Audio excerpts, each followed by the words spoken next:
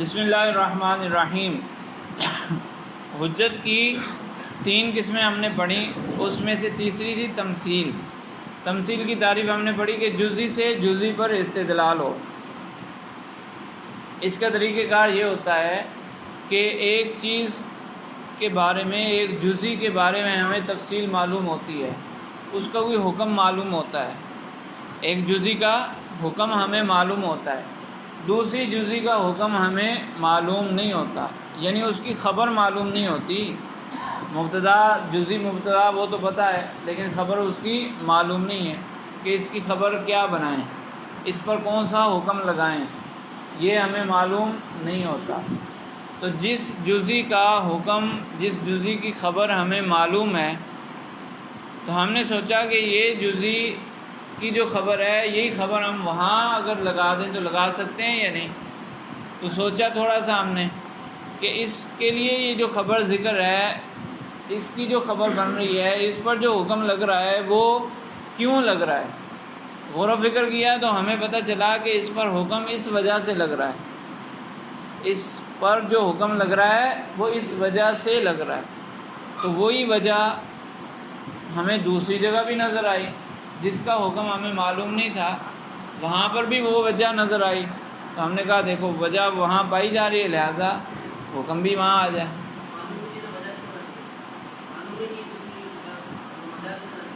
وجہ تو پتہ ہوگی، علت اس کو بولتے ہیں، ایک وصف بولتے ہیں، وصف، کہ ایک صفت اس میں پائی جا رہی ہے، تو وہ صفت دوسرے میں پائی جا رہی ہے، صفت تو پائی جا رہی ہے یہ تو پتہ ہے، لیکن اس پر حکم کیا لگائیں یہ نہیں پتہ۔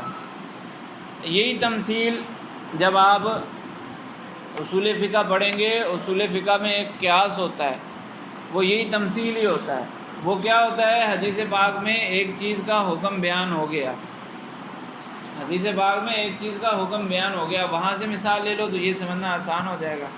حدیث مبارکہ میں ذکر ہے 6 چیزوں کے نام ذکر ہیں، اور فرمایا گیا کہ اگر ان کو آپس میں بیچا جائے تو ان کی آپس میں جب ان کو آپس میں بیچا جائے تو برابر برابر بیچیں گے، بالکل برابر برابر، اور نقد بیچیں گے تو پھر تو جائز ہے، لیکن اگر ادھار بیچیں تو بھی جائز نہیں ہے، یا کمی زیادتی کے ساتھ بیچیں تو بھی جائز نہیں ہے۔ یعنی گندم کو گندم کے بدلے اگر بیچنا ہے، ایک شخص کے پاس ایک گندم ہے، دوسرے کے پاس دوسری گندم ہے، وہ آپس میں بارٹر سسٹم کے طور پر گندم کو گندم کے بدلے میں بیچنا چاہ رہے ہیں۔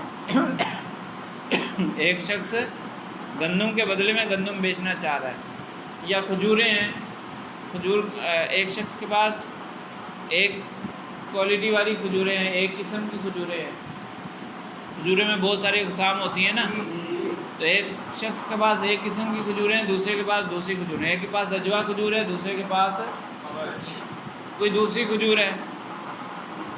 وہ دونوں جس کے پاس دوسری کھجور ہے اس کو چاہیے اجوا کھجور، اور وہ اجوا کھجور حاصل کرنے کے لیے اس شخص کے پاس گیا، اس نے کہا یہ میرے پاس یہ کھجوریں، تم یہ لے لو اور وہ اجوا کھجوریں مجھے دے دو۔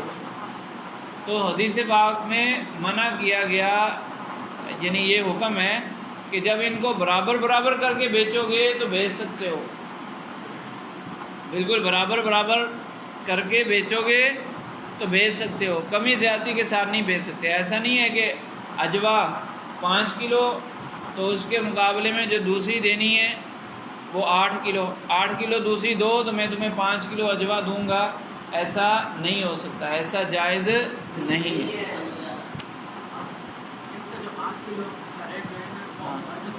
ہاں، ریٹ جیسا بھی ہو، بس کوالٹی جب الگ الگ ہے تو ویلیو میں فرق ہوگا، یہ تو واضح بات ہے۔ جب کوالٹی میں فرق ہے تو مارکیٹ ویلیو میں بھی تو فرق ہوگا نا، لیکن حکم یہی ہے کہ اگر کھجور کو کھجور کے بدلے میں بیچنا ہے تو برابر ہونی چاہیے، وزن کے اعتبار سے برابر ہونی چاہیے۔ تو ایسا نہیں ہو سکتا کہ 5 کلو کھجور کے بدلے میں 8 کلو کھجور دے دی جائے۔ کس کے بدلے؟ گندم اور اجوا دو الگ الگ ہوگی نا، اس میں ہو سکتا ہے۔ کس کے آ رہے ہیں؟ ہاں تو پیسے درمیان میں لا ہی نہیں رہے نا، پیسوں کو درمیان میں ہم نہیں لا رہے، ڈائریکٹ کھجور کے بدلے میں کھجور، اس کی بات ہو رہی ہے۔ اچھا، تو حدیث مبارکہ میں کھجور کا ذکر ہے کہ کھجور کو کھجور کے بدلے میں بیچنا ہو تو بالکل برابر کر کے بیچیں گے تو بیچ سکتے ہیں، پھر تو جائز ہے نا بھائی۔ گندم کا بھی ذکر ہے کھجور میں، گندم کو گندم کے بدلے میں نہیں بیچ سکتے۔ تو اب کھجور کا حکم ہمیں معلوم ہو گیا کیا، کہ اس کو کمی زیادتی کے ساتھ نہیں بیچ سکتے، حدیث پاک سے یہ حکم معلوم ہوا۔ اب ہمارے پاس کوئی دوسری چیز آئی، ہمارے پاس ایک اور چیز آئی جس کا حدیث مبارکہ میں ذکر نہیں ہے۔ مثال کے طور پر آم لے لیں، آم، کھجور کا تو حدیث مبارکہ میں ذکر ہے، آم کا حدیث مبارکہ میں ذکر نہیں ہے۔ اب آم میں بھی کوالٹیاں ہوتی ہیں، ایک منٹ صبر تو کر لو، آم میں بھی مختلف کوالٹیاں ہوتی ہیں نا، ایک شخص کا ایک باغ ہے، دوسرے شخص کے پاس بھی ایک باغ ہے، تو اس کے پاس ایک شخص کا جو باغ ہے اس کو دوسری کوالٹی والا چاہیے تھا، اس کو چونسا آم چاہیے تھا، اس کے بعد وہ نہیں تھا، اس کے بعد دوسرا تھا تو اس نے وہ چونسا کا باغ جس کے پاس ہے اس سے رابطہ کیا اور اس کو کہتا ہے کہ میں 10 کلو چونسا مجھے چاہیے، تو 10 کلو چونسا مجھے دے دو، میں اس کے بدلے میں تمہیں 15 کلو یہ اپنے والا دیتا ہوں، تو یہ جائز نہیں ہے۔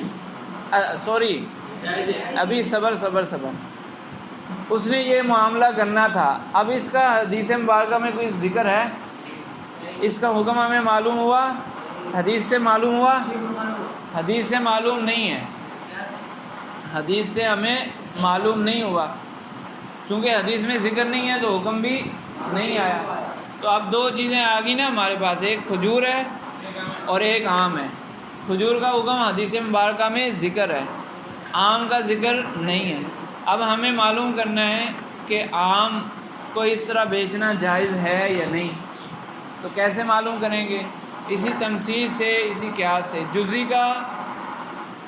ایک جزی کا حکم معلوم ہے، دوسری جزی کا حکم معلوم نہیں ہے، تو ایک جزی سے دوسری جزی کی طرف حکم لے کے جانا، تو وہ کیسے کریں گے؟ وہ اسی طرح کریں گے کہ جو نبی کریم صلی اللہ علیہ وسلم نے کھجور کا منع کیا تو وہ اس وجہ سے منع کیا، ایک وجہ ڈھونڈیں گے اور ایک وجہ ڈھونڈ کر ہم دیکھیں گے کہ یہی وجہ وہاں بھی پائی جا رہی ہے، آم میں بھی پائی جا رہی ہے۔ اگر آم میں پائی جا رہی ہے تو کہیں گے کہ اس کی بیع اس طرح جائز نہیں ہے، اور اگر وہ وجہ آم میں نہیں پائی جا رہی تو پھر کہیں گے کہ جائز ہے۔ تو اسی کو کہتے ہیں جزی سے جزی پر استدلال کرنا۔ تفصیل اس کی آپ اصول فقہ میں پڑھیں گے، کیا چونکہ یہ جو تمثیل ہے اسی کو اصول فقہ میں قیاس کہا جاتا ہے، تو تفصیلی ذکر اس کا وہاں پر ہے، ٹھیک ہے؟ وہ وہاں پڑھ لوں گے نا، ابھی یہاں جو مقصود ہے وہ تو سمجھ لو۔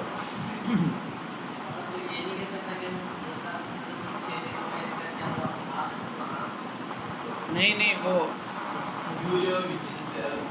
اس میں علت نکالی جاتی ہے، اس کا حکم معلوم تو کرنا ہے نا، اب کیا کریں؟ نہیں ایسا نہیں ہوتا، وہ ایک طریقہ ہے، جب ایک رائج طریقہ، میں نے کہا نا کہ تفصیلات آپ وہاں پڑھیں گے، تو یہ تو ابھی صرف آپ کو تمثیل سمجھانے کے لیے میں نے بتایا کہ ایک جزی سے دوسری جزی پر استدلال اس طریقے سے ہوتا ہے، ٹھیک ہے؟ سمجھ آ گئی؟ آگے چلیں۔ فائدہ،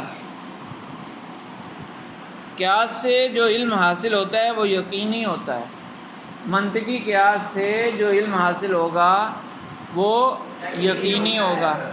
یقینی کا مطلب کوئی اس کا انکار نہیں کر سکتا، جو اس سے نتیجہ ہم نے نکال لیا اس نتیجے کا کوئی انکار نہیں کر سکتا، سمجھ آ گئی؟ جی، ماننا ہی پڑے گا۔ اور استقراء اور تمثیل سے جو علم حاصل ہوتا ہے وہ ظنی ہوتا ہے۔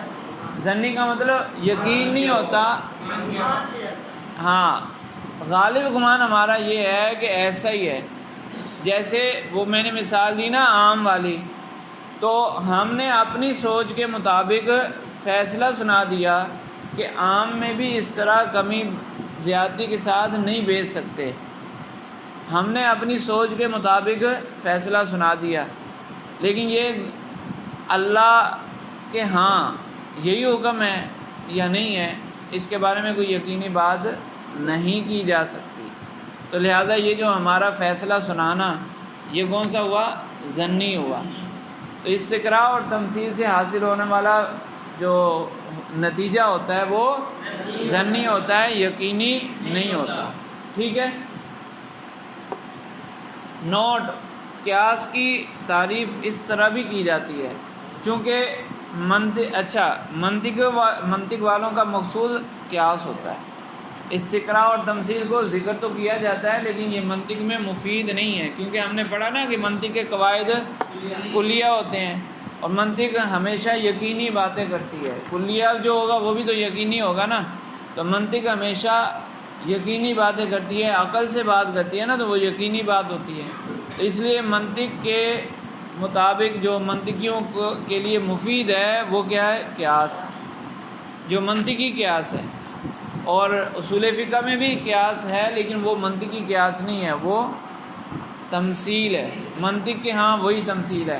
تو یہ پیچھے بھی ہم نے پڑھا نا ایک جگہ، کلمہ اور فعل، حرف اور ادات، نحوی اور منطقی میں فرق تھا نا، کہ نحو جس کو فعل بولتی ہے، منطق اسی کو کلمہ بولتی ہے، نحو جس کو حرف بولتی ہے، منطق اسی کو ادات بولتی ہے، تو ایک ہی چیز کے ایک فن میں کوئی نام اور دوسرے فن میں کوئی دوسرا نام ہو سکتا ہے، تو منطق میں تمثیل نام اور اصول فقہ میں اسی کا نام قیاس ہے، ٹھیک ہے۔ تو جو اصول فقہ میں قیاس ہے اور منطق میں قیاس ہے، یہ دونوں پھر برابر نہیں ہے، نام دونوں کا ایک جیسا ہے لیکن یہ دونوں برابر نہیں ہیں۔ اچھا نوٹ: قیاس کی تعریف اس طرح بھی کی جاتی ہے کہ ہوا قول مؤلف من قضایا متى سلمت لازم عنها قول آخر، کہہ رہے ہیں کہ قیاس اس قول کو کہتے ہیں، قول سے مراد کلام، قیاس اس کلام کو کہتے ہیں جو چند ایسے قضایا سے مرکب ہو، چند جملوں کا مجموعہ، قیاس وہ چند جملوں کا مجموعہ ہوگا کہ جب ان چند جملوں کو مان لیا جائے تو ایک اور جملہ ماننا لازم ہو جائے،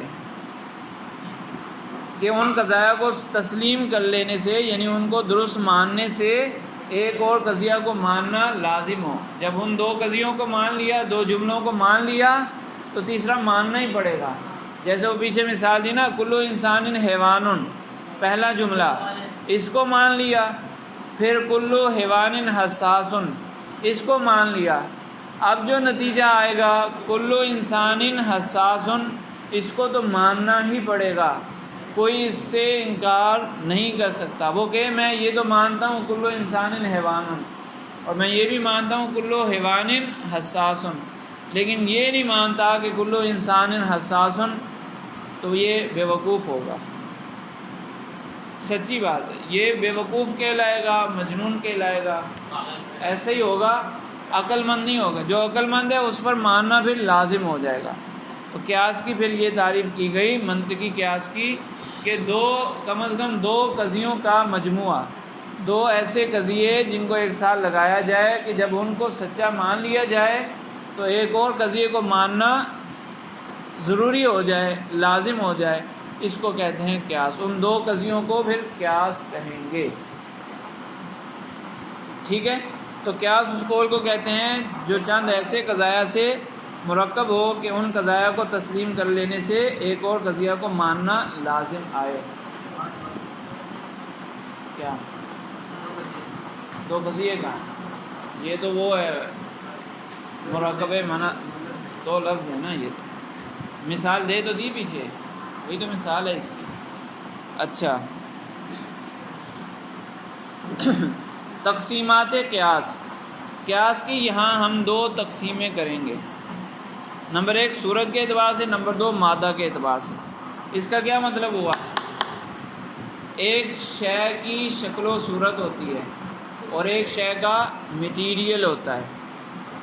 ایک شے کی شکل و صورت ہوتی ہے اور ایک شے کا مٹیریل ہے۔ اب یہ جو ٹیبل ہے، ایک ٹیبل کی شکل و صورت ہے اور ایک ہے مٹیریل۔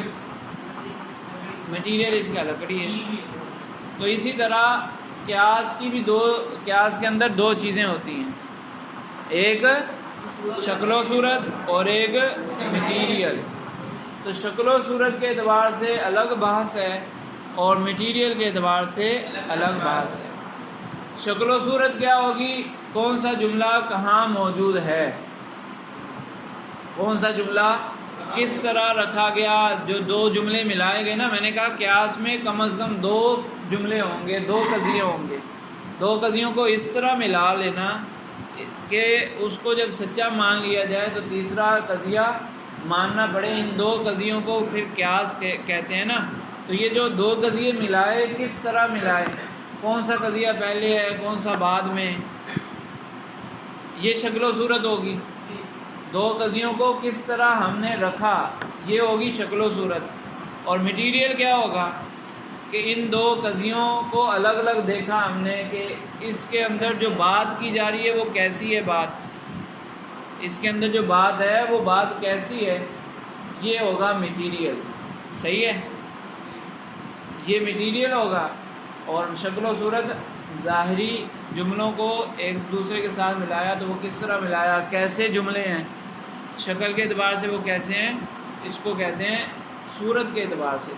تقسیمات قیاس، قیاس کی یہاں ہم 2 تقسیمیں کریں گے، نمبر 1 صورت کے اعتبار سے، نمبر 2 مادہ کے اعتبار سے۔ تقسیم قیاس باعتبار صورت، پہلی تقسیم صورت کے اعتبار سے ہے۔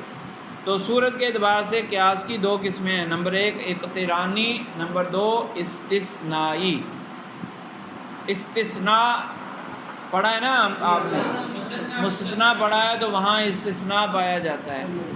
اور حروف استثناء بھی پڑھے ہوں گے آپ نے، حروف استثناء پڑھے ہیں حروف کی بحث میں۔ تو اس کے آخر میں یا موجود، یہاں جو یا موجود ہے وہ یا نسبت والی ہے۔ تو آسان تعریف ایک تو انہوں نے لکھی ہوئی ہے، ایک اور آسان تعریف ہے، پہچان کہہ لیں۔ صورت کے اعتبار سے جو 2 قسمیں ہیں قیاس کی، ایک اقترانی اور ایک استثنائی۔ تو استثنائیٌ مطلب کیا ہوا، استثناء والا۔ استثنائیٌ یا نسبت کی ہے تو استثناء والا۔ 2 قضیے ہم نے دیکھے، اگر وہ استثناء والا ہے تو وہ 2 قضیے استثناء والے ہیں تو پھر وہ کیا سے استثنائی ہو جائے گا۔ اگر اس میں استثناء نہیں ہے تو کیا سے اقترانی۔ 2 قضیوں کو ہم نے دیکھا، اگر اس میں کوئی حرف استثناء موجود ہے تو مطلب اس میں استثناء آ گیا۔ جب استثناء آ گیا تو یہ کیا سے استثنائی ہو گیا۔ اور اگر کوئی حرف استثناء نہ ہو تو اس کو کہتے ہیں کیا سے اقترانی۔ بس آسان سی پہچان ہے۔ اچھا، حروف استثناء جو آپ نے پڑھے ہیں اس میں سے جو زیادہ استعمال ہوتا ہے یہاں پر قیاس کے اندر وہ لاکن استعمال ہوتا ہے۔ لاکن زیادہ استعمال ہوتا ہے ہاں زیادہ یہ استعمال ہوتا ہے۔ الا بھی آ سکتا ہے لیکن جو منطقی کتابوں میں وہ لاکن ہی استعمال ہوتا ہے۔ ویسے آپ دیگر قرآن و حدیث میں جائیں گے، دیگر کتابوں میں جائیں گے تو وہاں الا سے بھی قیاس استثنائی بن جائے گا، لیکن منطقی کتابوں میں وہ لاکن سے ہی مثال دی جاتی ہے۔ ٹھیک ہے، تو آسان ہو گیا نا۔ قیاس کی 2 قسمیں ہیں، شکل و صورت کے اعتبار سے 2 قسمیں ہیں، اقترانی اور استثنائی۔ تو شکل و صورت کو دیکھا، جو 2 قضیے ملا کر لکھے ہوئے ہیں اس میں اگر حرف استثناء موجود ہے تو استثنائی، ورنہ اقترانی۔ ٹھیک ہے،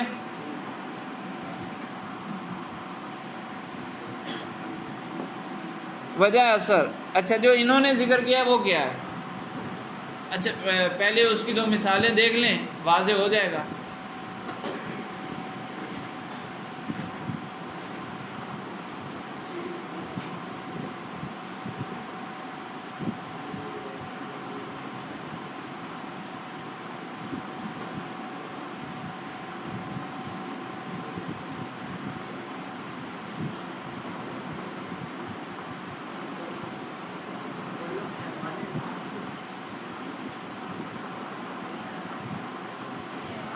بھی کر لو، حساس لگانا حساس لگانا۔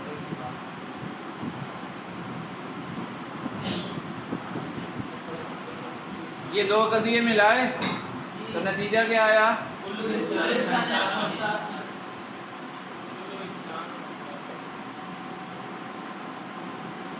اب یہ بتاؤ کہ اس میں کوئی حرف استثناء ہے؟ نہیں ہے۔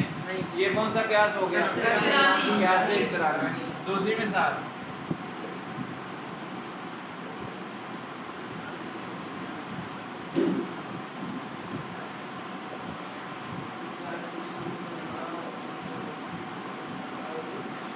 یہ ایک قضیہ ہے، ان کانت الشمس طالعۃ فالنہار موجود، یہ ایک قضیہ ہے۔ دوسرا قضیہ لیکن